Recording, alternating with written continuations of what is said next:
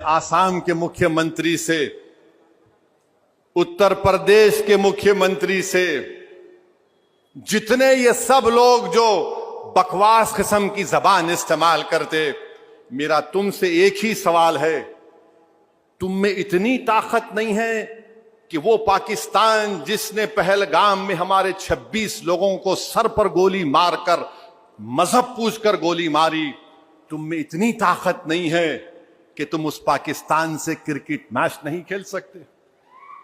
तुम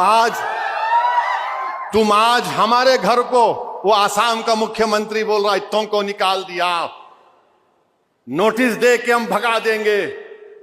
अरे बहादुरी दिखाओ, एक क्रिकेट मैच तुम नहीं खेल सकते, तुम किसकी आंख में आंख डाल रहे हो?